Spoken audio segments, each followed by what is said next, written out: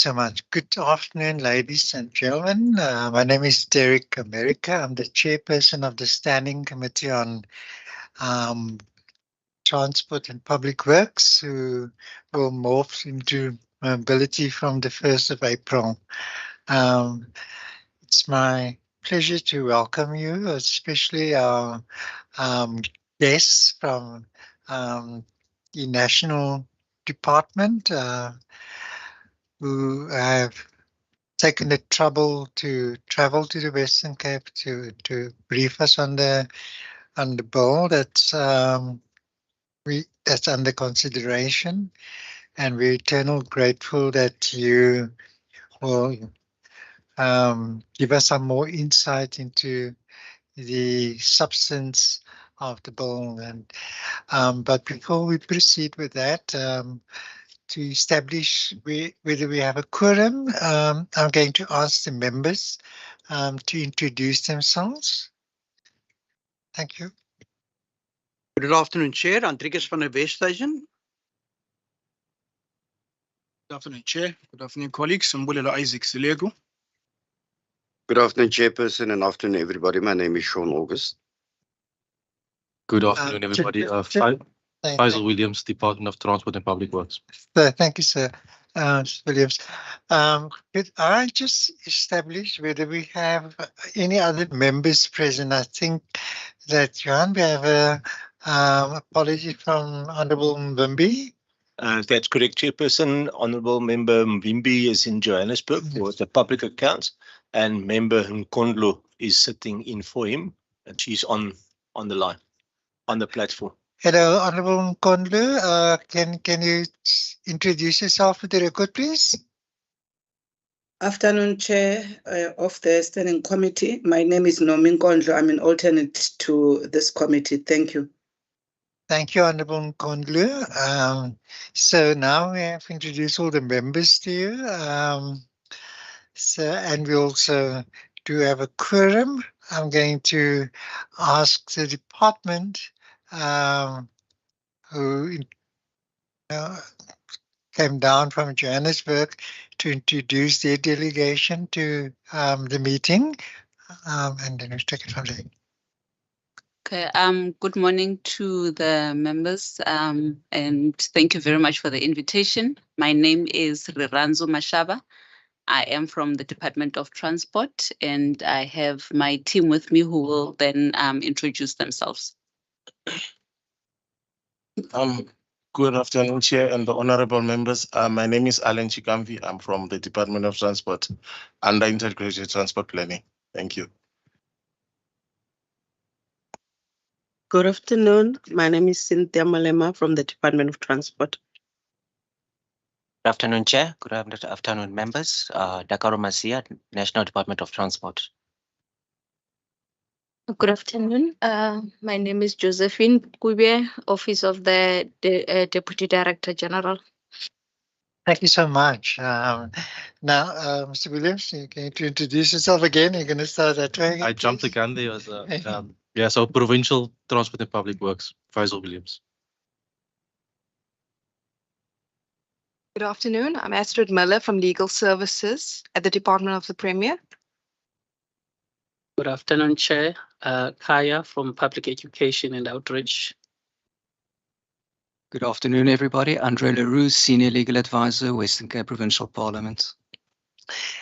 And then we also have our procedural officer on our left. Johan Kutsev, procedural officer for the Standing Committee on Transport Public Works. And our committee assistant.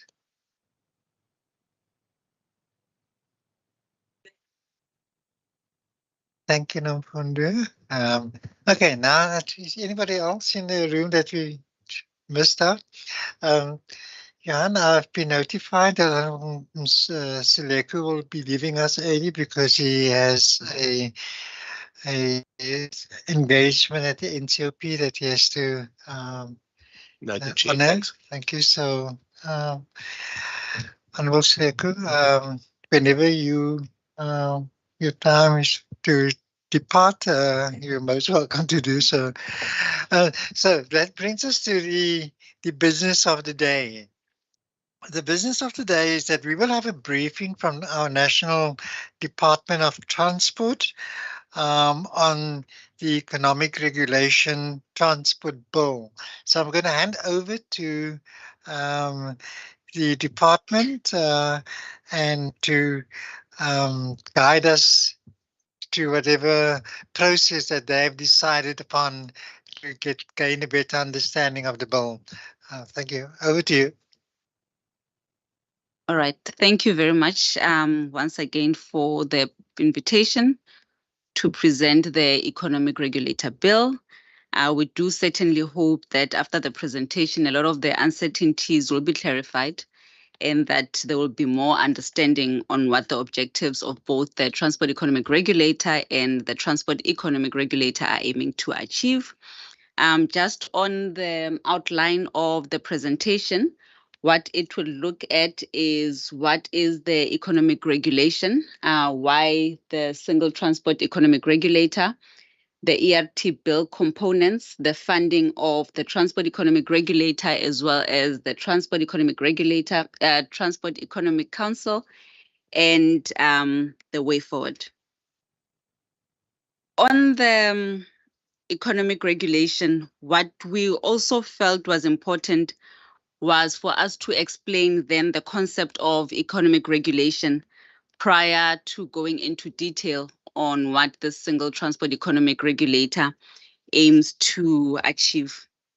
So the economic regulation refers to the control within the transport sector, which is aimed at ensuring safe and reliable transport systems at fair tariffs and at agreed minimum service standards. The objectives then of an economic regulation is to provide consumers with an effective, efficient, sustainable, and a system that is able to meet the consumer's needs. And this will be through the consumer protection, the service quality regulations, the price regulations, as well as the competition regulations. On the impact of the economic regulation in the transport sector, its existence will therefore ensure better pricing and service levels for major pieces of transport infrastructure and services. It will also lead to the establishment of an independent appeals body, which will then deal with the problems that infrastructure and service providers are currently dealing with. It will act as a specialist body to help with the designing and overseeing of the concession agreements. And this process may also lead to further engagements with the provincial and municipal authorities with regards to research and publication, the provision of technical assistance and expertise, and the cooperation of activities to then detect and suppress any prohibited conduct or offenses. Getting into the meat or the reason for our coming to today, South Africa does need to ensure the efficiency and cost effectiveness of its transport system in order to meet its socio-economic goals. The preconditions for this efficiency and cost effectiveness currently don't exist in the transport sector due to the potential conflicts of interest, the significant gaps in the regulatory framework, which then inhibits the government's ability to provide consistent and comprehensive economic oversight, the scarce skills and a lack of capacity in economic regulation, and the absence of a clear appeals process for the regulated entities within the transport sector. In addition to the challenges that I've mentioned in the previous slide, the economic regulation in the transport sector is currently fragmented, inconsistent, and in some cases non-existent. And for that reason, STAIR has been established, or it is envisaged that the establishment of STAIR will address the aforementioned challenges by, number one, improving the existing regulatory framework.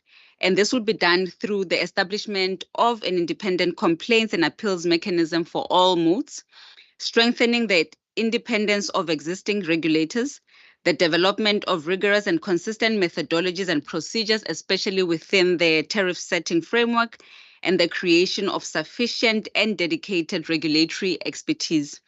Secondly, the STAIR also aims at expanding the existing regulatory framework by addressing potential conflicts of interest in the implementation and oversight of transport infrastructure, introducing regulatory oversight across the rail sector, as well as deepening oversight across the aspects of the transport value chain. STAIR is informed by a number of policy documents, and these are as depicted on the slide. And one of them is the National Development Plan 2030, the white paper on the National Transport Policy, which was revised in 2021, which then outlines the role of government in regulating monopolies, especially in the state airports, the ports, the road, and the rail concessions, and also to provide for the establishment of a regulatory structure is required. The medium-term strategic framework action plan also then informs the establishment of STAIR, which then highlights the importance of a transport efficiency and competitiveness, as well as advocating for the establishment of a single transport economic regulator. STAIR does form part of the economic reform and the stimulus package of South Africa, and it will also help realize the goals of Operation Vulindlela. I hope everyone does remember that in the SONA of 2021, it was also addressed in having the need to have an independent economic regulator within the transport sector. On the economic regulation of transport bill, just to provide a background and to set the scene on where we currently are at and where we started. The ERT bill was approved by Cabinet in 2018 to be published for public consultation. Between October 2018 and April 2019, the department then undertook an engagement and consultation process with NEDLEC. During that period, a green light was provided on the bill by the Office of the State Law Advisors, as well as the Department of Planning, Monitoring and Evaluation through the issuance of a CS report and certificates. The bill was also presented to the SAID DG cluster in April 2019, and it was then formally approved for final submission to Cabinet for approval for its introduction to Parliament. PICOT then finalized its deliberation on the bill on the 14th of September 2022, and the National Assembly then voted for the bill to be introduced to NCOP for concurrency on the 27th of September 2022. To date, we have consulted the broader national NCOP and the Mpumalanga province. Just to provide a narrative on the ERT bill, the bill is divided into governance and substance matters. On the governance matters, we then refer to the institutional and legal design of the regulatory system and framework within which decisions are made, the establishment of a regulatory independence, the appointment of the regulator, and the handling of disputes and appeals by the TEC. On the substance matters, this relates to the contents of the regulation, how the actual decisions are made by the regulatory entity or entities, the choice of a pricing methodology and scope, as well as the licensing requirements and the licensee obligations. This therefore outlines the chapters of the bill. The bill is divided into 6 chapters, 2 of which are focused on the governance and the substance matters. As depicted on the slide, Chapter 1 and Chapter 6 are those that focus on the governance and substance matters. Chapter 4 then focuses on the governance matters, which then addresses the appointment process, the functioning and procedures of this entity, and the funding arrangements. Chapter 2, 3, and 5 then focus on the substance matters. This slide then summarizes the governance structure roles. On the governance structures, we then have the ministry, the council, the board, the CEO, and the executive officers. And as depicted again on the slide, we then highlight the role of the different governance structures. The role of the minister in relation to the ERT bill is then to foster political independence, to appoint members of the board of the regulator and the council, to give written direction on issues that the regulator may investigate on, and in consultation with the Minister of Finance, then determine the fees which will be charged by the regulator. The role then of the council, which then deals with the appeals and complaints mechanism, is to then consider and determine the reviews and appeals of the decisions which have been made by the regulator. And this current, with the role, the council will then have the secretarial support of the department. The role then of the board of this particular entity is to give strategic guidance, to ensure the effective use of resources, to ensure the compliance with the legal and financial reporting requirements. I think it's worth pointing out that the board does not interfere with the procedures or the decisions of the executive panel in the performance of its regulatory functions. The role then of the CEO and the role of the executive officers, it's very similar to any entity where the CEO then provides the strategic direction and the executive officers then provide support as well from an operational perspective. On the objectives of the bill, the aim of the bill is to facilitate the consolidation of the economic regulator of transport within a single framework and policy, the establishment of a transport economic regulator, the establishment of a transport economic council, and to making consequential amendments to various other acts, and to provide for the related incidental matters. And this is premised on the following pillars, which are outlined. Is to promote, which then facilitates the development of a competitive, efficient, and viable South African transport industry, which ultimately contributes to the economic growth and development of the country, the development of an integrated system of economic regulation of transport, the efficiency, reliability, safety, and performance of the management and operation of transport facilities and services, and to ensure appropriate investment in the transportation facilities and services, to establish appropriate institutional arrangements and procedures which will then support consistent economic regulation of transport activities and services, to enhance transparency in the management of transport facilities and services, and to advocate for a transformational agenda which will then see the achievement of equality through the measures designed to advance persons historically disadvantaged by unfair discrimination in the operation of transport facilities and services. Coming then into detail on the transport economic regulator. The regulator will be the primary technical, administrative, and enforcement regulator under the Act, which will then be responsible for carrying out education, research, price control approval, investigation of complaints, and enforcement of the Act. The regulator comprises the board, which we have discussed in the previous slide, and the executive regulatory panel, which is established to collectively make decisions on all regulatory matters in terms of the Act, and an executive administration committee, which will be responsible to consider and determine internal administrative matters concerning the functioning of the regulator. The following is the process that will be followed to include entities that are currently not regulated.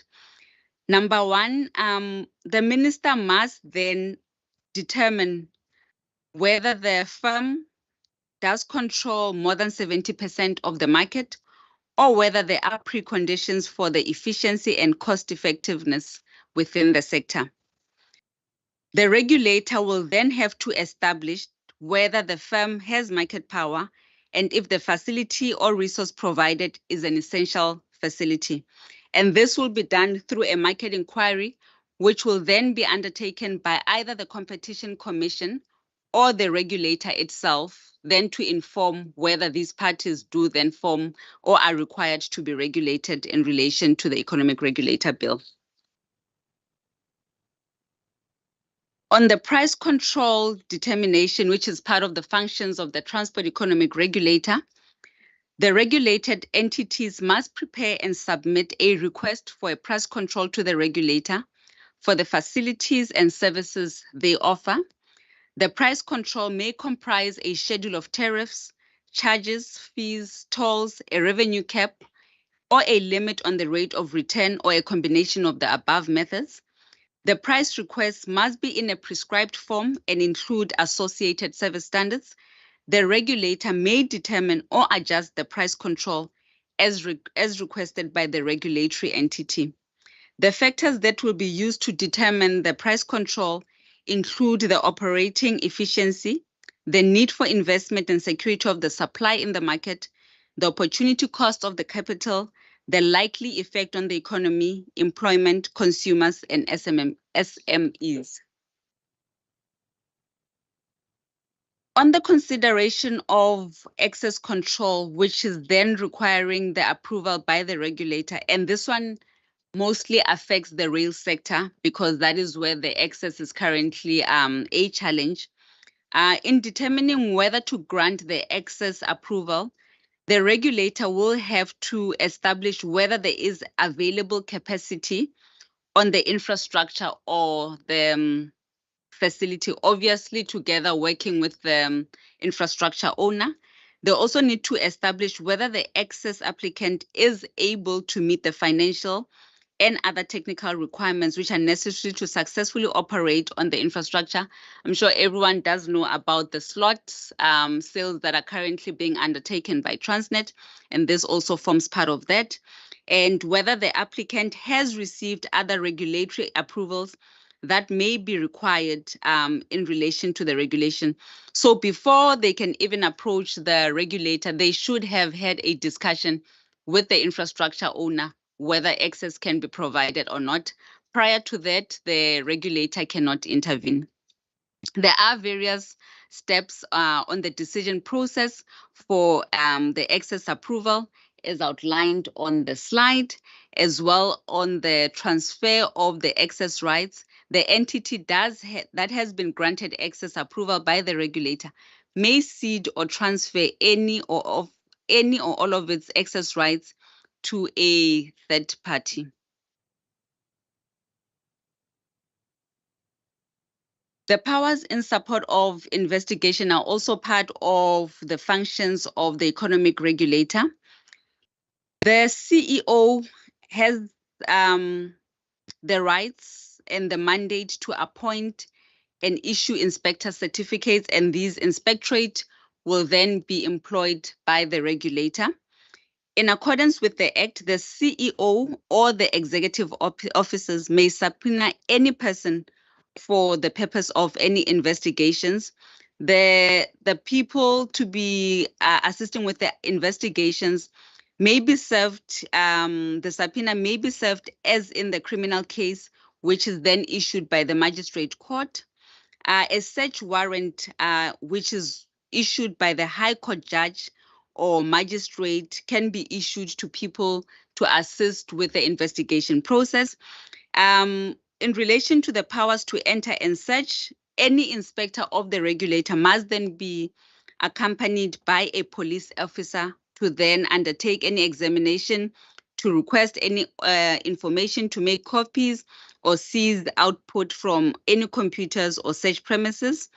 And the court may then order a person to alter, to discontinue conduct inconsistent with the Act. They may make any order specifically contemplated in the Act, and they may award damages for collective injury to be paid in terms or conditions that the court considers to be just and equitable.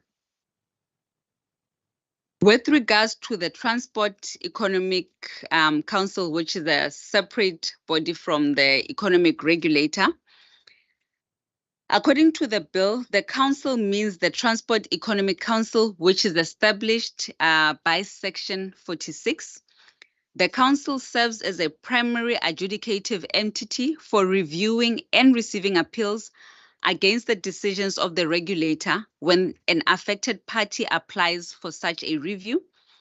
The functions of the TEC are then to improve the quality of decisions which were made by the regulator through the conduction of an independent review.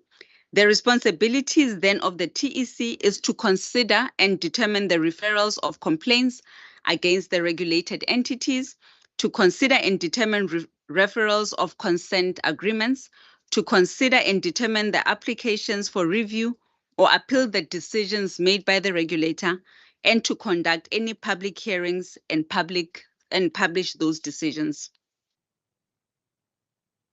The process then for laying the complaints is that any person may file a complaint with the regulator against a regulated entity.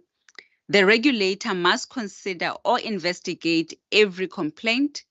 If prohibited conduct is found, the regulator can issue a consent order, compliance notice, or a price control reduction. In relation to the price control, the council may either affirm the price control or refer it back to the regulator for reconsideration should any complaint then be raised. Any person that is adversely affected by a decision that has been made by the regulator may appeal that decision by the council or apply for a review. And when considering a compliance notice or price control reduction notice, the council may confirm, modify, or cancel the notice. With regards to the hearing procedure, these are the steps that will be undertaken by the Transport Economic Regulator. The hearing will be conducted by the TEC without any influence by the regulator. This may be conducted informally in accordance with the principles of the natural justice. The regulator, the applicant, or the complainant, the minister with material interest may participate in the hearing. The council may direct any person to appear at any specified time or place. The council then establish its own rules for its proceedings. Any person who wants to give evidence at the hearing must answer all questions, and the decisions of the hearing will be published with written reasons, and the council does make decisions with regards to the review to the High Court. On the consequential amendments, there is a transitional process that will need to be undertaken as soon as the bill becomes enacted into an act, and this will come into operation on a date which is then fixed by the President by proclamation on the Gazette. Amongst others, these are the entities or regulators that may be absorbed by the TEC. The National Ports Act is the one that will become the nucleus of the Transport Economic Regulator by virtue of it being a ports economic regulator currently. And some of the ones that are currently listed here does not mean that they will be fully absorbed. Certain functions of those entities may be the ones that get affected. I'll just give an example on the Airports Company Act and the ATNS.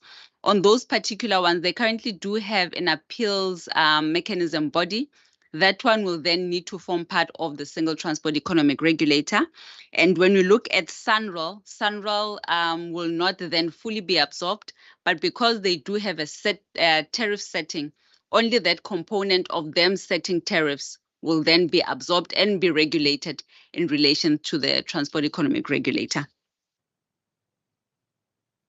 On the funding of the TER and the TEC, the funding from the fiscus is very unavoidable. In the short term, the entity will be established as a Schedule 3A entity, which is a non-profit making organization.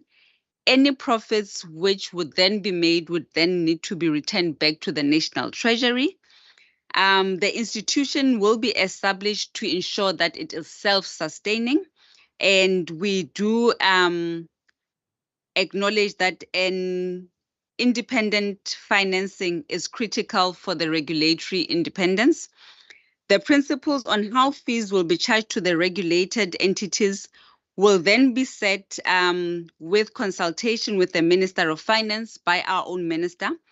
The overall amount of money to be collected will be in line with the needs of the state and council and the cost of the regulation.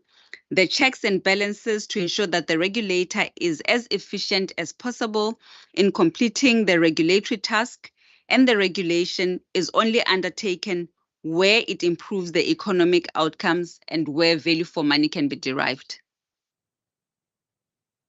On the last slide, we then are presenting and requesting approval of the ERT bill by the NCOP, approval of the ERT bill to be an act, and a request for approval then for the state to be established as an entity. Thank you. Thank you so much, Ms. Mashava. The members are a bit more enlightened now in terms of the content of the bill. I'm going to open the floor for questions for clarity from the members, and I will give each member a maximum of 2 questions to ask in the first round, and then you can respond to it, Ms. Mashava, or your team, you can direct, and then we'll possibly open a second round, and if need be, a third round. We'll start with the first round, and I recognize Honorable van der Westhuizen. Honorable Nkondlo, do you have any questions you'd like to ask? Yes, Chair. Yes, you will then be after Honorable van der Westhuizen, and then we'll take it from there. Okay, Honorable van der Westhuizen, over to you. Yes, thank you very much, and thank you for the presentation. My first question is, how does this concept compare with other countries? Do they have similar organizations or similar regulators? The second one is, it is my impression that, unfortunately, public transport generally, be it rail, be it bus, be it ferry, in the case of many of the overseas countries, that a lot of those services are heavily subsidized from taxes, be it municipal funding, provincial treasury, or national treasury. And my question is just, to what extent are you able to really determine what is an economic tariff or a suitable tariff if by and large the expenses of the entities that you want to regulate are determined by financing that is not raised through tariffs, but rather raised through subsidies? And how would that interaction between the Treasury and their role that they need to play, and then that of the tariffs, which I presume is more the part that you would like to recover from users, how do you manage or regulate that when this authority will not have obviously any say in the amount of the subsidies granted to such transport operators? Thank you. Thank you, Honorable van der Westhuizen. Honorable Nkondlo. No, thank you, Chair. Thank you. And thank you to the colleague. I think this was actually from almost the 37 slides, if I'm correct. I mean, she took much more sufficient time. I would say sufficient because I was still listening with interest. So then big ups to her. She's really able to go through such a long presentation and still keep the interest. The first question, Chair, I would like to understand is that in this big area, from what the colleague relates on the conflict of interest, I want her to just share what are some of these. One, she refers to the state-owned entities where they would have picked up some conflict of interest. What is the nature of these, if you can present one example? And actually, do you have any example where, you know, also there would be some encroachment from the private sector interaction in the regulatory space? So that's my first question. I just need practical example from the SOE perspective and from private sector itself. And then the second one, which I would like to understand, is that when you talk about the consequential amendments, I'm interested to know whether currently do you have a document, because you've just made an example in terms of one area where these consequential amendments could derive. Do you have a document which could actually be made available to all of us, which explains to all the other regulatory with other main acts actually that you have made reference, where we can actually see for ourselves, you know, where are such implications that you were mentioning? So those would be my two for the first round, Chair. Thank you, Honourable Nkondlu. Appreciate it. I just want to add to a particular question that was raised by Honourable van der Westhuizen with regard to pricing. The bill is envisaged to address pricing across the different transportation modes. Aren't we going to create barriers to entry within the particular, mode of transport that requires competition to drive down prices instead of controlling prices, thereby removing the freedom of operators to determine the prices to demand and supply? Thank you.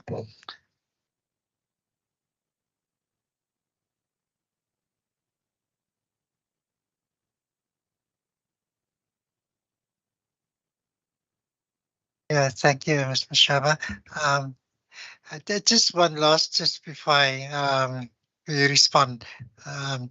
In terms of toll roads and the fees charged by SANRAL for the various toll roads, will they also become part of this price sort of control sort of measures that need to be submitted to the new regulator? Thank you.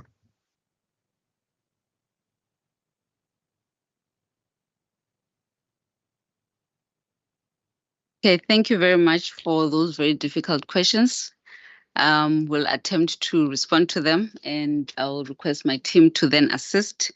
I'll start with the latter questions, which then speaks about your pricing and whether are we not creating barriers of entry.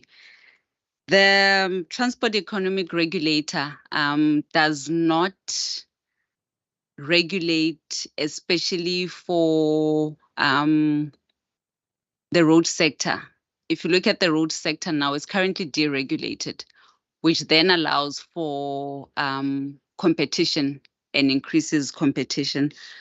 What we currently are looking at now, and I'll just provide an example about the rail sector. There's currently a monopolistic approach to that, which does not allow anyone to come into the space for various reasons. And with that, it does not allow any competition. It does then not allow anyone to then complain about any fees that get charged. And one of the reasons for this economic regulator is then to have a standardized methodological approach on the setting of tariffs. Obviously, it will be adaptable differently for each mode. But if you have a transparent methodology on how you then calculate tariffs, which then becomes transparent to everyone that needs to have access to those modes, that is what we're trying to drive at. If you again look at the ports, there is Transnet that is currently operating, and maybe some of the private operators from an international market, but then the coming to price of that, what that it forms that. So it's some of those that we need to outline and say, these are the components that outline it, and this is what informs the pricing. And that is what we are aiming at. And to respond as well to the fees charged by Sanral, it also goes back to that. You go to a toll gate and there's certain prices which have been set, and I'm sure everyone would like to know how then did we come up with those pricing, is to regulate that space and be able to have a clear process of how this can be done. I think one of the issues that I also mentioned on the Transport Economic Regulator is the ability of any person to raise then a complaint, which then can be investigated, which then allows us to outline the process of how we get to that. So it is to elevate and to mitigate against such pricing methodologies that were previously adopted. On the consequential amendments, I was going to give it to my colleague to respond to it, but there is a document that we can then make available, which then clearly outlines how we are going to do this and the transitional process. It is also in the bill, but I think if we would put it in layman's terms, it would make it easier for everyone to understand as to at what point do we then bring about the different entities. In section 4 of the bill, it does speak about before we can even bring about any entity, we need to do a thorough analysis and be able to produce a report and then say, based on the findings, we then do deem it necessary for this particular entity to then be absorbed in the Transport Economic Regulator. So that is an exercise on its own, but we'll be able to provide a write-up on that particular one. And there was also a question on the nature and example as it relates to the encroaching and interaction with the regulator. And there was an example that was supposed to be provided. And on that one, I go back again to Transnet, which is the rail sector. Currently, there is no competition that is allowed in that space, and we do take cognizance that there are private siding operators that are at play, but they only operate on their little sidings, which then connects to the main line. But no one is currently allowed to operate on the Transnet main line. So you operate on your little siding. Obviously, you still need to get access from Transnet onto entering that. But everyone does know, again, I spoke about the slot sales and the private sector participation. One of those that Transnet has put to the table on the slot sales is a footstoots, where it says you take it as it is. And here we are pushing the agenda of investment. And with the current infrastructure now, I don't think anyone would be in a position to even want to do this. So is to try control that and ensure that there is equal fair play, and also advocating the transformational agenda that then allows and advocates for equality, so that everyone that wants to access the market is able to do that. With regards to the public transport, the heavily subsidized services, I think I don't want to listen to my own voice and bombard you with my voice. I'll hand over to Alan to assist with that, the remainder of the questions. Thank you. Through each person. I'm going to respond. I think there are two questions which are now remaining.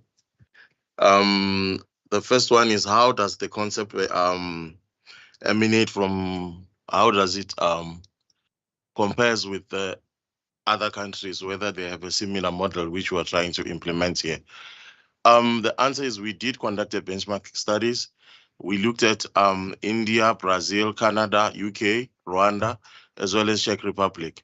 So what we then realized is when we conducted another study again, which is a situational analysis, where we were looking at our South African environment vis-a-vis what we are benchmarking against, we then realized that the model that we have taken, it suits the South African context. Basically, what they have in other countries is different to what we were trying to implement, but we borrowed most of their models, and then we incorporated them, and then we formed what we are seeing, which we are presenting today at end. And like, for instance, I'll give an example with Rwanda Utilities. Rwanda, they've got a regulator that consists, they regulate water, they regulate electricity, they regulate transport, but they are embedded into one institution. So those are one of the elements where we look to say, okay, in transport, we've got different modes. Therefore, how about we have all the modes under one institution where we can have we can share our experiences. Since economic regulation, there's lack of capacity and experience with that environment, within that environment. Therefore, there's a need for us to capacitate, to educate, as one of the objectives of the bill has been alluded by Ms. Mashaba earlier on. So basically, in a nutshell, to say, we did conduct our benchmarking exercise, and we looked at our South African situation, and then we came up with a model that fits our current environment. Thank you on that one. And then the one on the issue of whether are we going to regulate price controls on the buses and taxis and rail. Besides, taxis are not subsidized at the moment, but taxis and rail, they are heavily subsidized. The issue is economic regulation is only aimed at regulating entities, organizations which are operating in a market where there's no competition. So as long as there's competition, there's no need for regulating an entity, since the price determination is controlled by the competition. So in regards with the buses are competing with taxis, like Ms. Mashaba's alluded earlier on, to say we are not going to touch much on the road space, because there's a lot of competition within the road space. There's e-hailing, there's taxis, there's buses. They are competing within the road space. So the price is determined by competition. Therefore, we're not going to regulate them. I think I've answered. I don't know if I've missed anything. Thank you, Chief. Okay, thank you very much. I think there was also a question on how then do we regulate, given the subsidies within the sector. There is a subsidy policy or strategy that the department is currently working on, which then also aims to normalize this cross-subsidization, and also to ensure that the tariff setting does not go outside the control. And as Alan has rightfully corrected out, because there's already competition in that space, it does not really necessitate for us to then play in that space. The market, there is no market power, because people are spoiled for choice. You are able to go there which you are able to afford. So on that space, it's currently regulated from a tariff perspective, and we are envisaging that this subsidy policy of the department will also touch and address some of the issues that we have raised. Thank you. Thank you, Ms. Mashaba. Colleagues, any follow-up questions and new questions? Round two, I recognize Honorable van der Westhuizen and Honorable Conley. If you wish to follow up after that, you're welcome to do so. I recognize Honorable van der Westhuizen. Yeah, thank you. Thank you, Chair. I want to ask about the exclusion of road transport, because we do find that in the road transport field, there are already a lot of regulatory forces at work. You've referred to toll fees. There's the whole issue of fuel levies, which impacts on the cost of road transport. But we also do know that it's a myth to say that the taxis compete with one another. What we find in my field, where I've been exposed to, is that there's a taxi association, and the taxi association will, once a year or when the fuel price goes up, they will determine a price for all trips from, let's call it Drakenstein to Cape Town, from Drakenstein to Stellenbosch, etc. And all taxis would be charging the same tariff. And you would be kicked out of that association if you do not adhere to the decisions of that association. That's my impression in any case. So my question is, to what extent, because some of those prices are determined by other ministers. I see, when you talk about minister here, you say the minister responsible for transport matters. But for example, the minister of, I think, minerals and energy is, for example, playing a role in the fuel pricing and so on. So to what extent do you believe that we would be able to bring more of these regulatory entities under one umbrella? Because that is for me the positive of what you've presented to us today. As a matter of fact, when we entered here, Chair, I was actually thinking of if the board is only going to play a governance role, and you've stated specifically that the board is not to interfere in the workings, if I can call it like that, in the administration. Can't we get one board for you? I think you mentioned the example of Rwanda, where that single board is probably, well, in that case, the regulator seems to be regulating transport, water, electricity, and so on. And why I'm asking that is that I'm very sensitive to adding on additional costs to the fiscus. The budget of NASA is already, it seems to me, running into hundreds and hundreds of millions. And there may even be 3 zeros that I've missed at the top of their financial statements. So we are creating more bodies, more positions, and more expenses for a country that's already, struggling, and a country where we are living on borrowed money to pay our expenses. So to what extent would it be possible to have, say, for example, one governance body, not only for these transport entities and transport regulator, but perhaps also bringing other regulators under that one board? Thank you.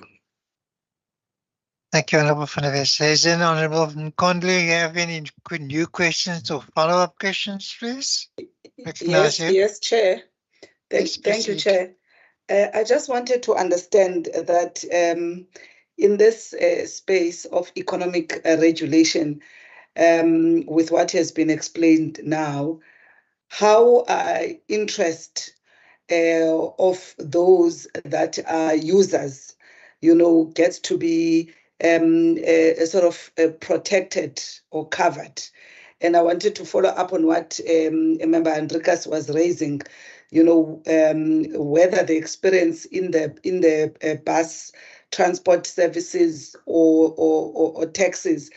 I mean, during now the time of COVID and with all some of the challenges of fuel hikes, one of the things that, commuters will always be complaining about is that when taxis or even buses, decide because of fuel hikes, they would increase prices. No one, I mean, there isn't a marker or any somewhat an indication that would say, you can increase the price to this level, but also when the fuel is going down, once again, you do not get that particular benefit. So I'm interested in this, whilst I think there was a response that says, look, taxis and buses are not necessarily responded to by this particular process because there's an assumed competition in that particular space. That is why I'm asking the question of regulation in the interest, of commuters and users of these transport services, of how they get to be accommodated.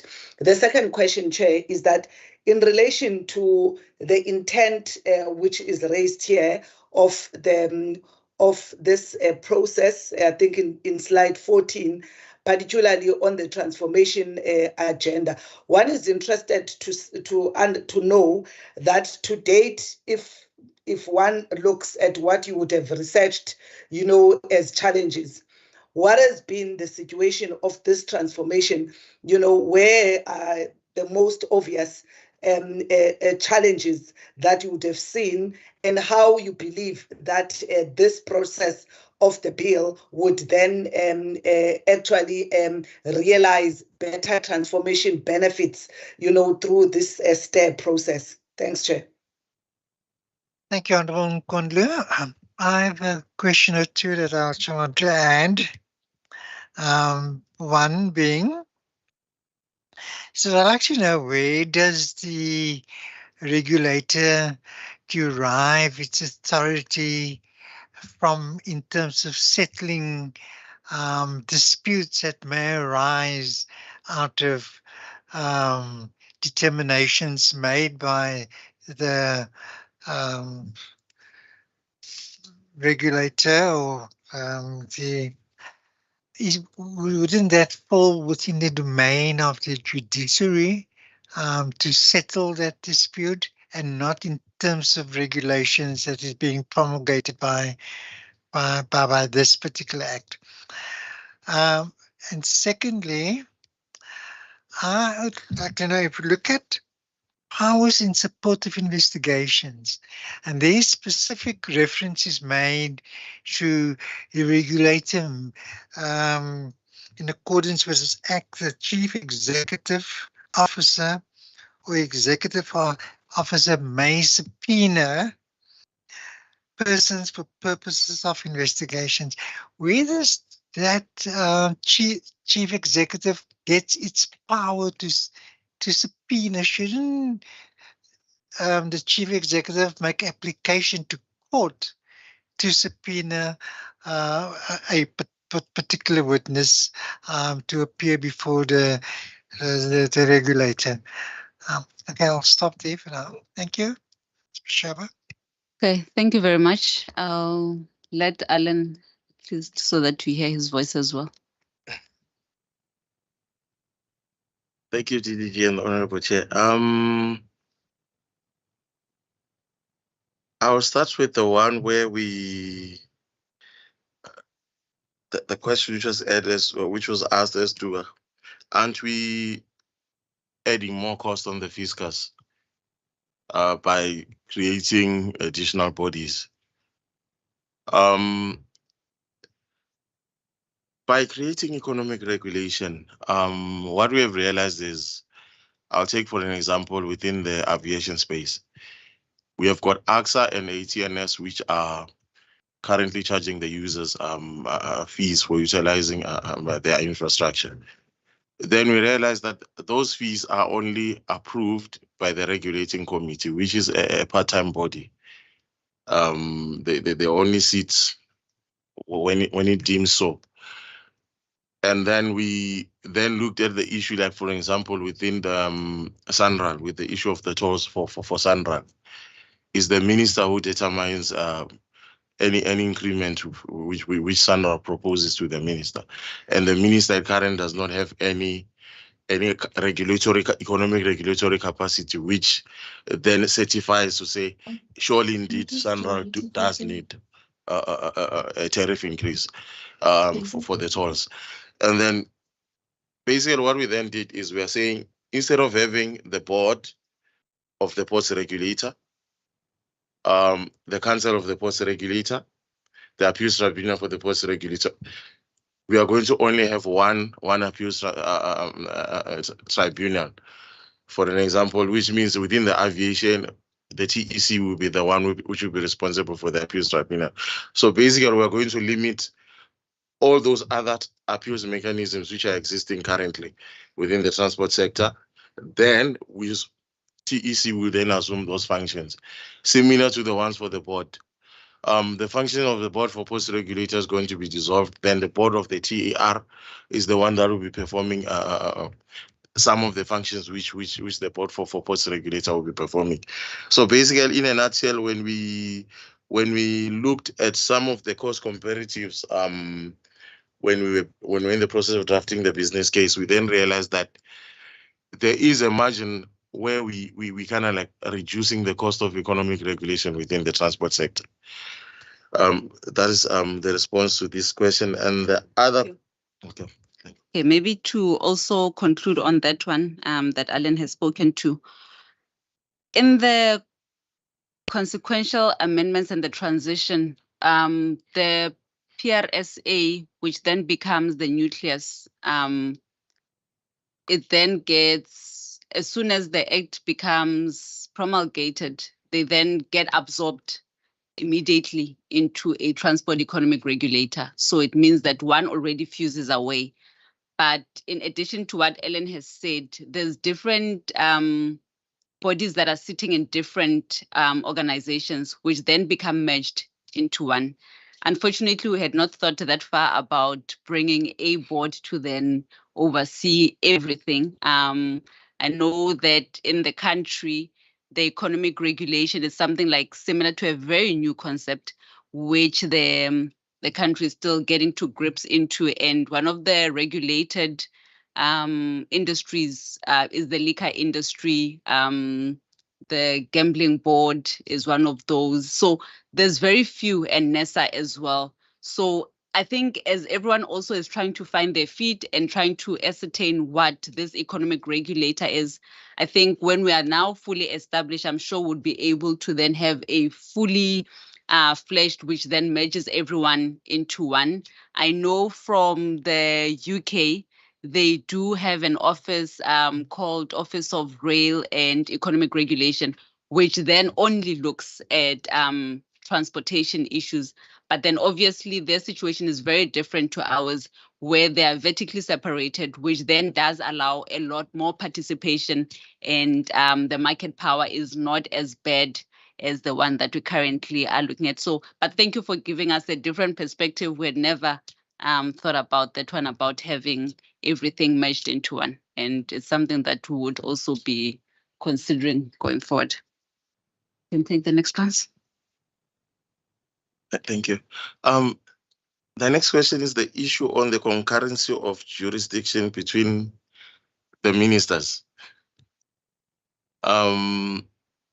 Basically, the ERT bill, it allows the TER to have to consult other affected other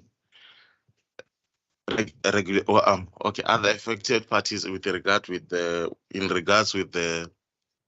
the issues of concurrence of jurisdictions. Like for an example, Ms. Mashaba made a presentation on the issue of a market inquiry, whereby Competitions Commission may conduct a market inquiry, and the regular TER also as well may also conduct a market inquiry. So you might find that between the two parties there is a duplication of functions. Therefore, the bill then allows the regulator in Section 43 to have a memorandum of agreement with parties which are likely to share areas of common interest in. So therefore, let's say for an example, the issue which was raised by honorable member of fuel levies. I'm sure the fuel levies are sitting with the Department of Energy, probably being regulated by NESA. And it has got an impact within the transport sector. Therefore, which means STER will then have to liaise with NESA and have a memorandum of understanding with regards to what are going to be the impacts. Basically, we need to share information and be on the same page. Unlike for us to say, NESA is saying we are going to the left, and then TER is saying we are going to the right. So there's a need for us to have a memorandum of agreement, which is that embedded in the bill, to say that in any area which we share common interests, the regulator must consult with the respective party. Thank you on this. I don't know if Ms. Mashaba, you want to add on this one. The other question which was raised by honorable member on the yes, the benefit, how will the bill accommodate commuters in terms of their interests. And she further made an example with the taxis to say within the taxi industry, the taxi association, they determine their prices. Every time fuel goes up, then they come and they adjust their prices accordingly. But when the fuel goes down, they don't go down accordingly. Basically, within the bill allows members of the public or any organization or entity or any person to approach the regulator and lodge a complaint. So after they've lodged the complaint, then the regulator needs to look at the elements which are embedded in Section 4, where they have to now go and liaise with the Competitions Commission and conduct a market inquiry and deem the organization operating in let me read it through, which is Section 4(2)(b).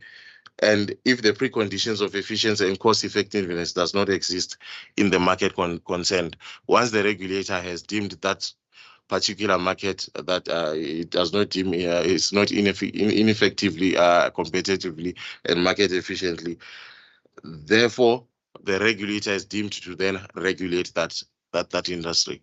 So basically, we are not, in a nutshell, we're saying at inception, we are not looking at regulating the taxis, your buses, because when you look in the market as a road transport, when you categorize it as road transport, not as you are only zooming into taxis only, because taxis already, they are competing with your e-hailing services and buses. So in that regard, you have got a choice to say whether I'm going to use a taxi or I'm going. But when you zoom deep now, when you're looking at the specific element of taxis, then you find out there's this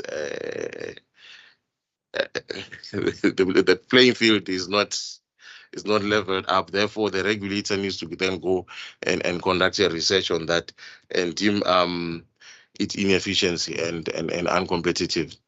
So I think on this one, I don't know whether Ms. Mashaba wants to.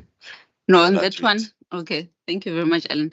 On that one, it hinges back on the market inquiry issue, and this is when a market inquiry then is done, we'll be able to establish whether there's market power and if there's preconditions for competition do exist. But given that and it goes back again to the road sector, because of its deregulated nature, which then allows for competition, it would then mean that we need to probe further, because it's not a simple exercise of a touch and feel. It's an exercise that needs to be factually based. And when we then publish a report, which I think I did mention that the market inquiry can either be done by the regulator or by the Competition Commission, but either one of the two. Once the report then gets published, then we know where we currently do stand, and if it does then necessitate us to then regulate them and bring them into the regulator space. So that's where it currently is at. I think I'll take the transformation agenda question. There was a question on what are the challenges and how then do we aim to assist with the realization of advocating for a transformational agenda. I think it is public knowledge that a lot in the sector does not then have public or participation by the previously discriminated groups. And on this one, I think it also addresses the issue of having women come into the sector. Women cannot come even into the sector. I mean, look at the taxi industry. It's very male dominated, and which does not allow then for anyone to come in. But equally so, the challenges of investment and financing makes it very difficult for anyone to then come into the sector. So on this one, I think there's a slide which spoke about the investment and then the ability it speaks also to the access control, because once you want to enter into a certain market, you then, if it's a company A and B, company A must be able to go then speak to company B. If company B says no, you then come back to the regulator and say, you know what, I've had a discussion with this taxi industry and I've seen a route. Once then the regulator establishes that there is capacity, there is infrastructure, and there is ability for you to then move, they can then make the decision for you to be able to enter into that market. So that is how then it will be realized, because then it gives equal opportunity for those that do have the skill and the necessary skill to be able to enter the market. And that is how we are able to advocate and ensure the realization of a transformational agenda. Shaba, thank you. Can I just respond on that particular one? It sounds very sort of easy to make that kind of intervention. But if you look at other subnational governments like metros and provincial government, it also plays a role in terms of determining, in terms of access to a particular, use that specific example, sort of routes, for example. How are we going to find a sort of balance between, or prevent the infringement of powers to different subnational governments if in our quest to level out the playing fields? Thank you.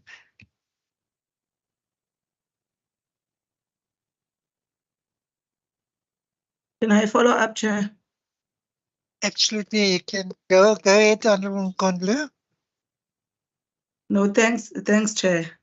I just want to follow up on the response given around how this economic regulation of transport is responsive to the needs of the commuters and users, with the example made.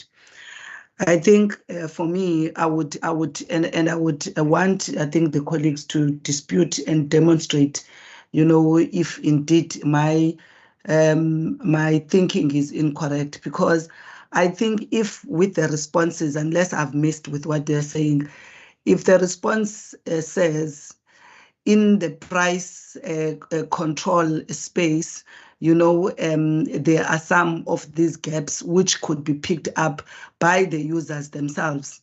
And I'm making a specific reference here to, those that are utilizing taxis and buses, which in the main is working class people, and the sophistry that goes with the process, which I think DDG was referring to, of a market inquiry or a particular regulator or somebody going through that process that I think the colleague was raising, of lodging a complaint. And now I'm asking myself is whether, there is an acknowledgement, of the understanding of these users who, on a day-to-day basis, if they do not have the understanding, and that sophistry of these processes that we are referring to, that we, even ourselves as members of parliament, must come here and be explained thereof, that how does economic regulation then, works in the interest of the users, because it means then the users, if they do not have this particular understanding, and I'm not even sure who does awareness to those users, because this is a daily occurrence, and I'm making reference to the period of COVID-19. But even myself, having been, during my time in school, utilizing taxes, I don't think one would have had the knowledge of where do you go to deal with this particular reality of price, that is just imposed upon you. So I'm saying my conclusion thereof, that I'm saying the colleagues would have to dispute or demonstrate to me that there is indeed this economic regulation in transport is in the interest. Also, there is some responsiveness to the users and commuters, is the fact that it is just too elitist from where I'm sitting. It's for those that would have an understanding, of those particular sectors, and it's more market bias than the ordinary person who would be affected by the implication. And I'm just raising at this point, I'm not even spoken about, quality and other inefficiencies. I'm just speaking from a price point of view. Thank you, Chair. Thank you, Honourable Nkondlo. Ms. Mashaba, my apology. I know you haven't responded to all the questions yet. So there's an additional question for you to respond to, or your team. Thank you. Please. Thank you, ma'am, for that question. Sure, it becomes even difficult to try to respond to that one. But in relation then to how then do the public get to know about the efforts that are supposed to be then protecting them, or if the economic regulator is working for them. And I think Alan also did mention the work that we're currently doing with the Competition Commission. And it's very intertwined and it becomes a mirror effect. And it's unfortunate that we have not canvassed it enough to then even allow the commuters to know that they are able to raise such a complaint. The regulator is currently not active, but the Competition Commission is active and is the one that becomes then a tool now to enable that. And I do appreciate that there is a gap that then means that we need to consult more and ensure that the public even know the mechanisms that are available to them to be able to do this. And I think during this process of us then consulting with the provinces, it then allows us to then expand that scope, because I know that we'll also be doing public consultations on this particular bill. And we are hoping then to socialize this with the public as well, to know their rights and be able to know that issues similar to this, even though the economic regulator has not been put in motion, but the Competition Commission is already in motion and is able to do such. And if they do raise such concerns, it then means that it fast tracks our process as well, even in doing the market inquiry, in not waiting for this to be promulgated, but ensuring that by the time the bill is enacted and the regulator is established, these issues are already dealt with. So thank you for bringing that to our attention, ma'am. Okay, there's an addition. Just also to add on what Ms. Mashaba has mentioned in response to the follow-up questions which was made by the honorable member. There is a market inquiry which is currently being conducted by the Competition Commission within the fresh produce. What we have realized is that, like for example, I'll use Tshwane Market and Joburg Market. What happens is within the farming industry, there's a seed supplier who's a monopoly, and there's a farmer who's producing potatoes, like for example, a potato called Mondial, which is normally used to make chips. It's produced by one supplier currently within South Africa. Then what they do is they determine the price. They just do price fixing within the markets. So the question then, which I then raised with the colleague from Competition Commission, was to say, what is it that you are currently doing in order to regulate the prices of potatoes? It similar applies to the price of ginger and cinnamon during COVID. It inflated crazily, like it went from a package you could get it for 15 rands, but we are now getting it for something like 150 rands for a kilo. So then this is the issues that then raised the eyebrows of the Competitions Commission to say, no, we need to go and conduct a market inquiry within the fresh produce. So similarly to within the transport sector, TER is not yet an entity. We are still requesting for an approval for it to can have the teeth to conduct such inquiries. But however, should we have complaints from members of the public, of course they can approach the Competitions Commission, and the Competitions Commission will then look at the matter and then make recommendations. But in place, there is no any mechanism which is in place within the road transport sector that is going to regulate what the honorable member is actually asking to say. How is it going to benefit the members? By establishing STAIR, we are then going to start to try to use mechanisms that will protect the members of the public. Thank you. Investigations. Okay, I'll get back to your question, Chair, on the powers of issuing a subpoena by the CEO.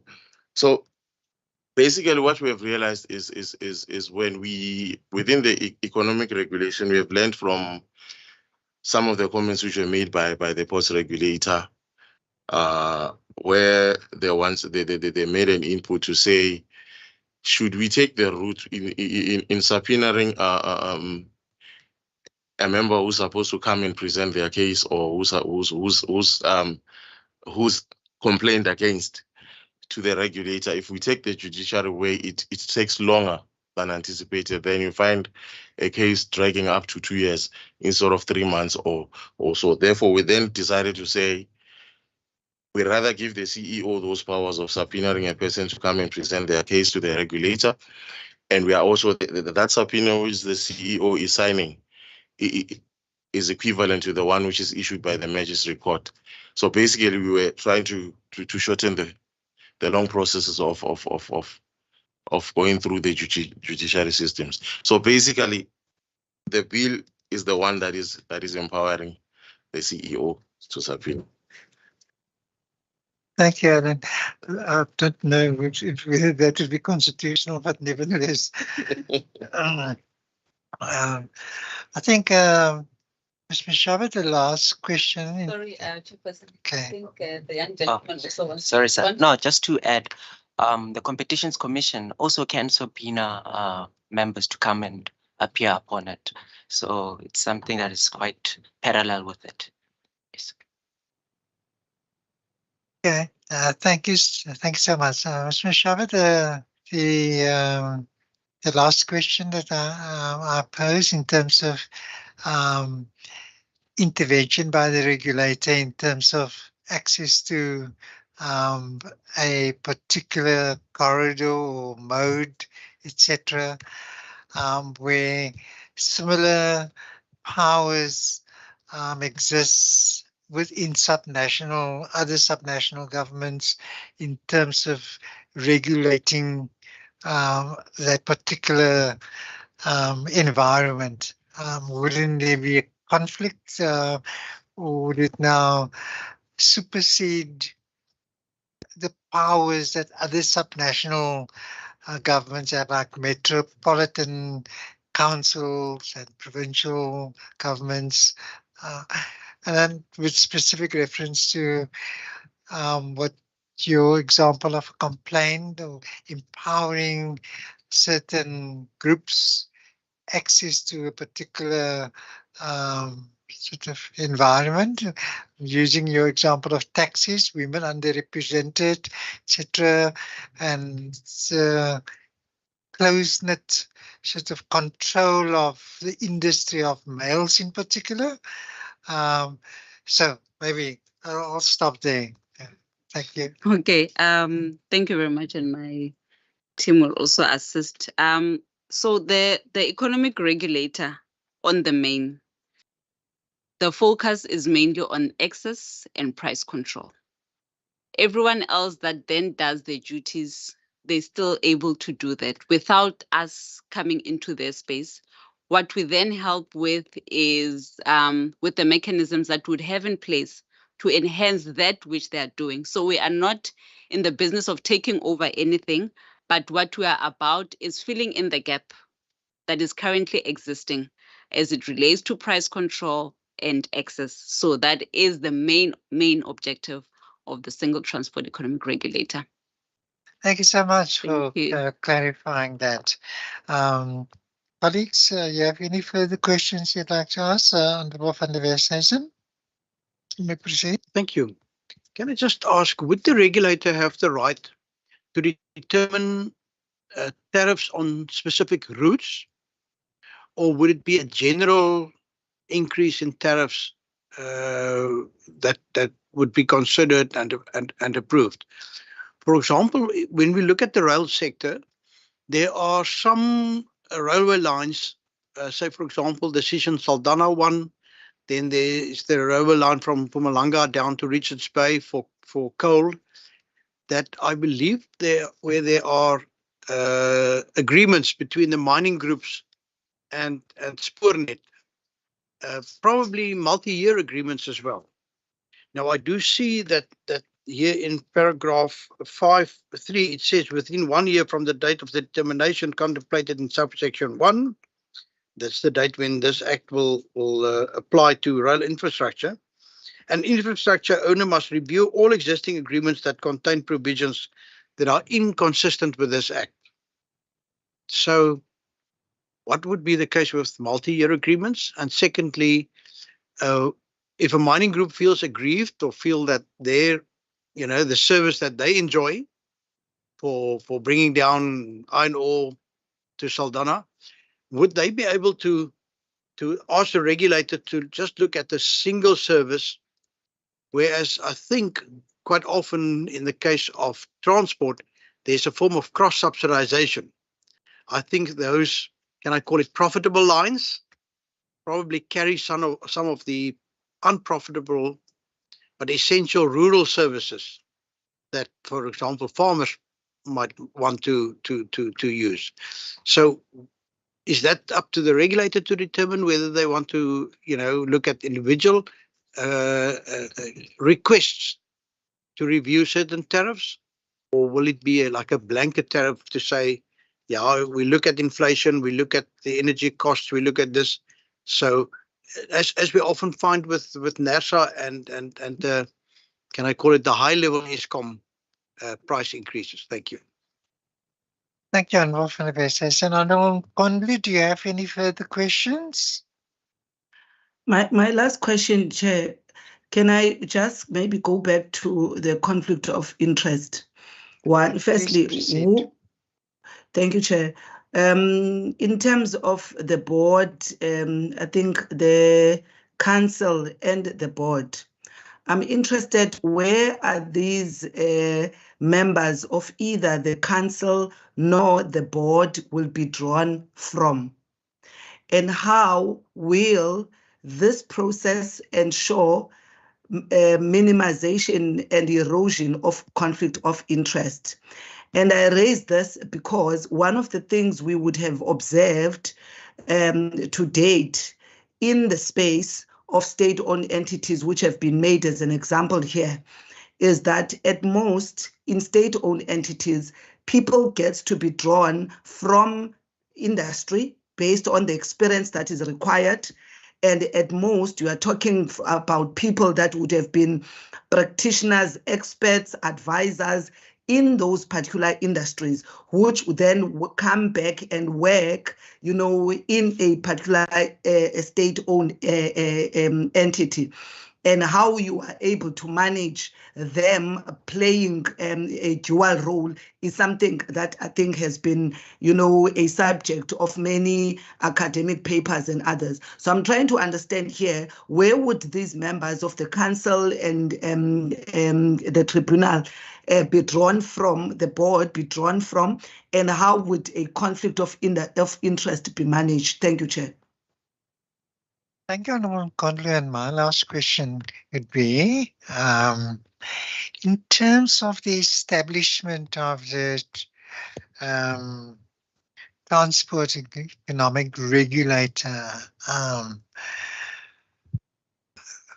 how are we going to enable broad access to the regulator? Because I'd like to establish whether there will be a decentralized structure where, where in every provinces perhaps opportunity for access to the regulator. We're simply just going to have this one regulator that is going to sit in Pretoria, and then people will have to use emails, and many people don't have access to that, and whatever else. Just on the side. Thank you, Mashaba. Okay, thank you very much. I think I like answering the last questions. My mind works in that sense. So as we continuously think about this establishment of the economic regulator, we do want to have a main head office, obviously, but equally have satellite offices to which people can have access and be able to walk into the different centers to get assistance. We do know that not everyone is tech savvy, and given that now we're trying to cater for the needs of everyone, we also need to be available to everyone who's able to do a walkthrough. There might be people that do not even have access to emails or cannot be able to be conversant in a different language separate from their mother tongue. So if we do have those satellite offices in places where people will be able to be to lay their complaints, that is what we envisage would like to have. In relation to the board and council and where they would be drawn from, this would be an open approach to where there's a call for board members, where people then would be required to apply, and the applications would be scrutinized, and then the applications obviously are then made by the minister. There is no preferred people that will be going to knock at their doors, but everyone with the right qualification, with the right ethics and ethos, who then applies and then meets the requirements, would then fit the particular cut for the appointment into a board and the council. I know for a fact that as when the act becomes enacted, some of the people that are currently sitting as council members within the airport space or the aviation sector would then come in an interim basis just before we then appoint the permanent people. So in that phasing in and the transitional period, to which we'll be able to provide a write-up on the consequential amendments in the transitional, those are the people that would then come in and be absorbed. But as it relates to the board, there is no one that's going to be absorbed. The PRSA board then gets dissolved, and we start with the process of appointing the new ones. What we are also thinking of doing is not to be reactive, but maybe start the process now of trying maybe to source those so that we run processes parallel, so that when the act becomes enacted, we are not found wanting. So there's a lot of underground work that we are trying to activate to ensure that we are ready for when the bell rings. I'm not sure on the minimization of conflicts. Alan, if you can take that one. Okay. Thank you, Chair, and thank you, DDG. Okay, basically this is okay. Let me explain the two roles between the board and the council, and the issue of conflicts thereof. Basically, the board is appointed by the minister, and its role is to deal with issues of governance, oversight of the functions of TER, while as the executive panel is the one that is responsible for making economic regulatory decisions, and the board is not supposed to interfere within that aspect. simply because the board, we were trying to establish an entity which is independent from our heads, from political influence, so to say. So therefore, because the board is the one which is appointed by the minister, which means the minister has control over the board. So should you allow the regulator, then the board, to make regulatory decisions, it means still is the minister who's making those decisions. So therefore, that's one area where we have realized that there will be conflict of interest. Hence, we separated the function of regulating the sector to the regulator, and the board only oversees the governance of the regulator. Whilst the council is another independent entity which plays a role of oversight over the decisions which has been made by the regulator. So should anyone be aggrieved by the decision which has been made by the regulator, has to go and lodge a complaint to the council. And the council, as it stands, members of the public are allowed an opportunity to make nominations. After nominations, and then the nominated people needs to be taken to PCOT for processing. They will be interviewed by Parliament. After then the Parliament will make recommendations to the minister to say these are the appointable members of the council. So basically, the process of the council, because it oversees the decisions which have been made. It's we tried. It was a thought through process. Yeah, no, it's okay. So what we are saying is that the council is then appointed by Parliament, and Parliament will then make recommendations to the minister. So there's sort of transparency and issues of independence in that regard. Thank you. And then I'll then respond to the question which was raised by honorable member on the issue of when we're price setting, do we use a blanket approach or not? Basically, the bill in section 4.7, it allows the minister to grant an exemption to any particular entity to be exempted from the applications of this act. So basically, when you're setting prices, it's case by case. Because we cannot say when you are setting prices, like let's say in the aviation sector, the methodology that you are using there is not the one which is used by the post regulator currently. So the regulator needs to have those methodologies that deems fit per sector. I think I've covered that. Okay, I think maybe just to add on the example that he had provided on the rail sector, that would they then be required to then review? They would need to definitely review. As I had previously indicated, all those small little operators or the private participators, they're only working on a private sidings. They're not operating on a main line. So the agreements, the private siding agreements that they've entered into with Transnet only cater for that small portion. But to enable them then to run on the main line, obviously then would need to change the scope and everything. It also goes with the responsibilities of maintenance and so forth. So obviously, if then they go into the main line and they take everything through, everything that needs to be reviewed, it cannot be a blanket approach. And as Alan has mentioned, we will not be using a blanket approach. And I think earlier when I indicated that what we're trying to gun at is to having a methodology that is transparent, obviously being able to be adapted to the various modes. So with that, we want to get a methodology that then allows us that when the different price settings are done case by case, it still follows the same methodology so that it remains transparent throughout the process. I hope I have responded to that.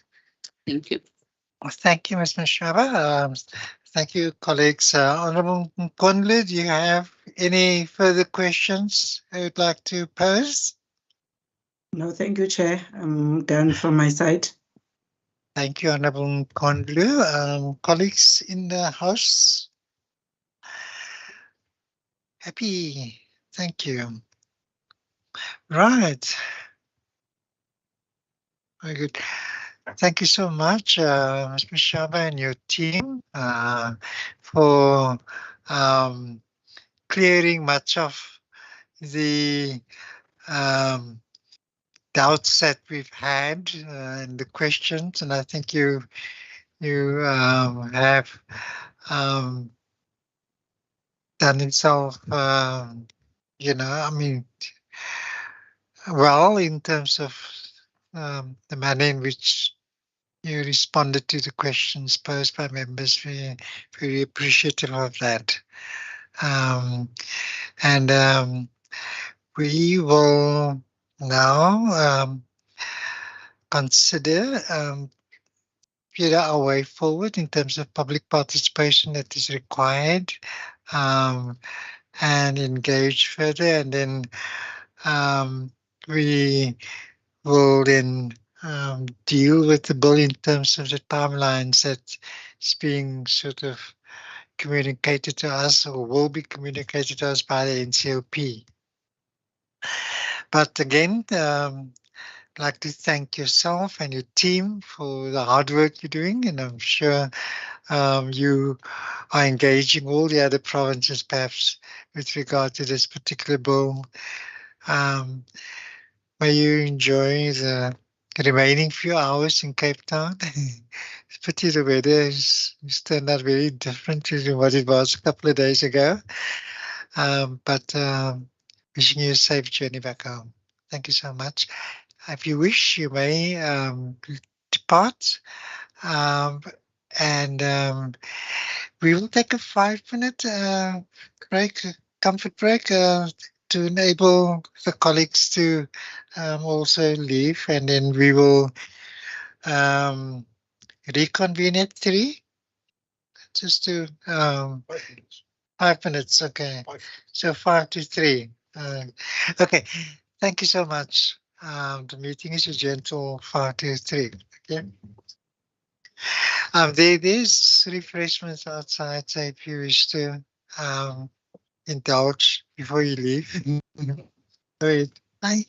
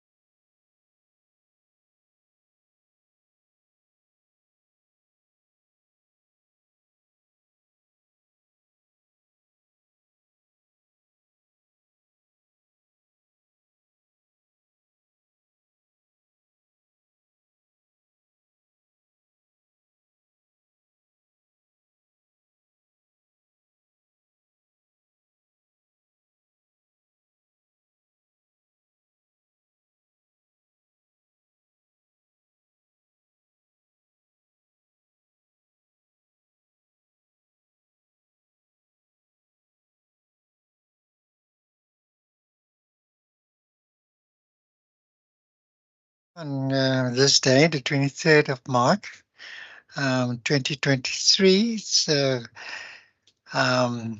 Standing Committee on Mobility, deliberating on the transport economic regulatory bill. That's what it's called. And we will now consider, after having had the presentation by the National Department of Transport, in terms of matters related to the bill, we as a committee will now decide and determine our way forward in our process in terms of the mandate of this particular committee. Before I okay, let's just do it this way. We're not going to look at any technicalities around the bill. That we will deal with at a later stage. But before I decide on our public participation process, is there anything, Mr. LaRue, that we should be sort of conscious at this stage before we decide on our next step? Thank you. Chairperson, I listened carefully to all the questions, and there were a few legal issues, but I don't think this is the time to address those issues. I don't think there's anything of particular concern. There's nothing that jumps out and really concerns me. So I think the answer to your question for now is no. Thank you, Mr. LaRue. So those legal grey areas we will deal with at a later stage, most certainly. Thank you. Honourable van der Westhuizen. Thank you, Chair. I think the normal process would be now to embark on a public participation process. Now, my impression is that there's quite a volume, if I can call it like that, of pieces of legislation coming our way from now until the end of the current term of Parliament.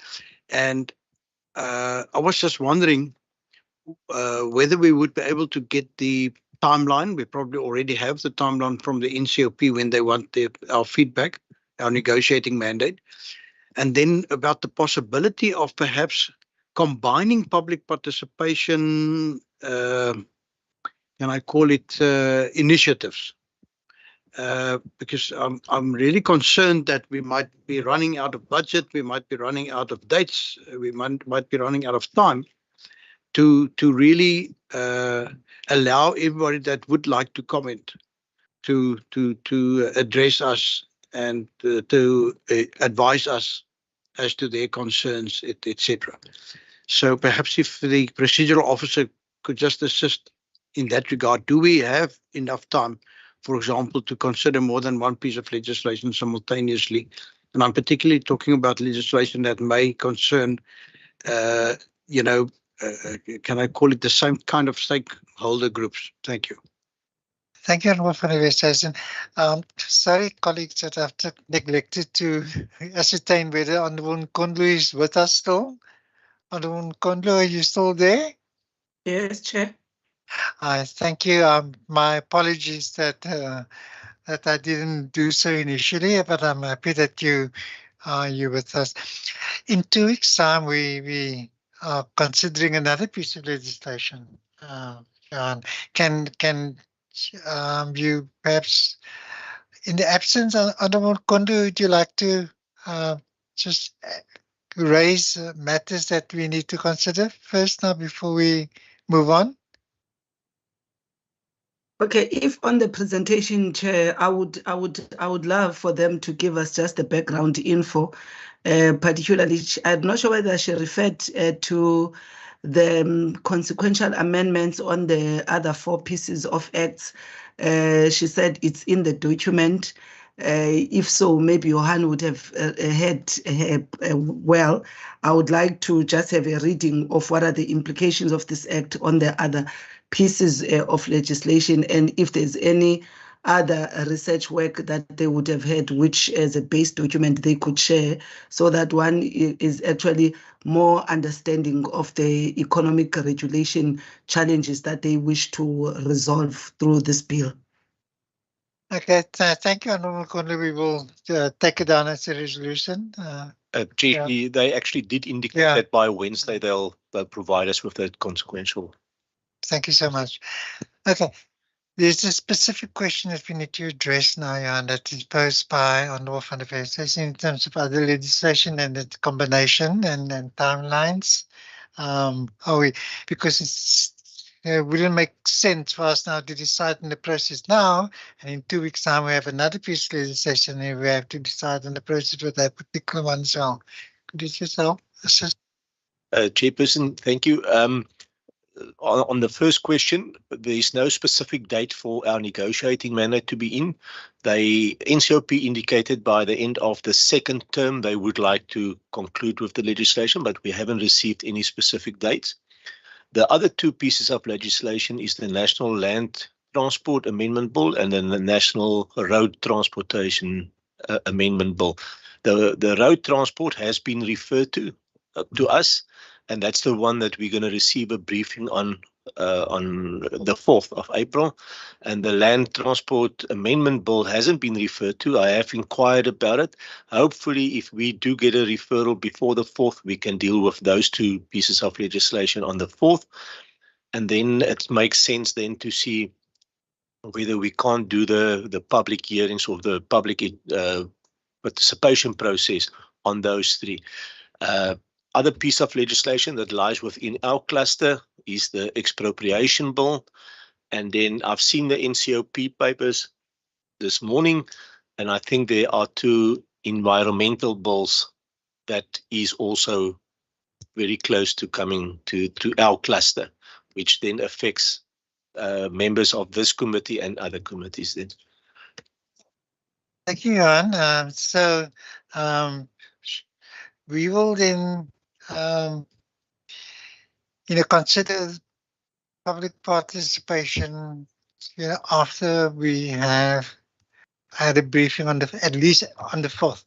So I mean that we're certain of. That will make sense. Yeah, and then we will combine both bills for particular participation process thereafter.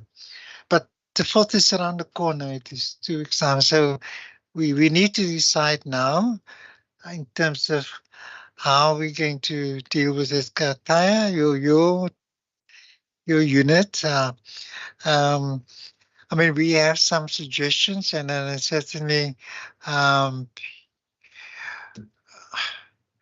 these are specific technical bills. So we're not going to have an open copyright amendment bill participation process where we invite ordinary people. So we will have a very targeted approach. Stakeholders, municipalities, and I am not of the view that we need to go on extensive advertising, newspaper advertising sort of process. We can have just normal social media interaction, infographics perhaps, and thereby invite relevant people to forward their sort of comments, and of course direct them to where the bills are on our platforms, because in that way we will save money. And in terms of actual participation, we need to decide as a committee as to where we're going to have physical interactions on the basis of feedback that we receive from potential sort of affected stakeholders. I don't know if that makes sense. Johan, just yeah.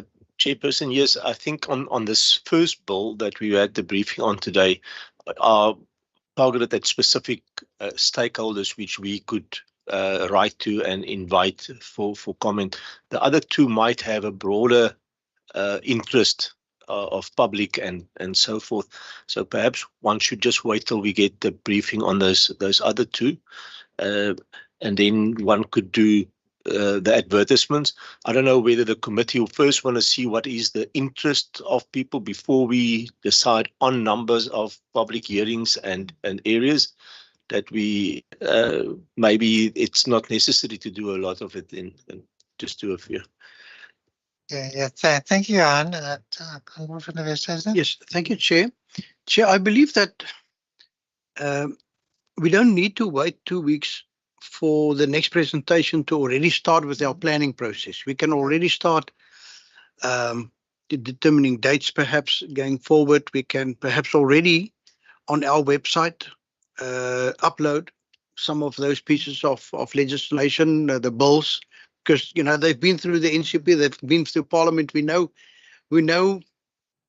what the public must comment on already. So I would propose that we already prepare ourselves, that we don't necessarily wait and do nothing the next 2 weeks, but that we ask the support staff to come up with a proposal in terms of how they believe we can, without delaying the process, how we can combine, how we can be as effective as possible, productive, in terms also of our time, etc. Also by combining, for example, in an advert, a lot of the advert space is taken up by the heading, by drawing the attention, by providing the contact details of, where submissions should be directed to, email address of Johan and others. So then just to list the various pieces of legislation would, I think, add very little to the cost, but save us a lot in that respect. But perhaps we can leave it to the support staff to come with a proposal for our consideration at our next meeting, Chair.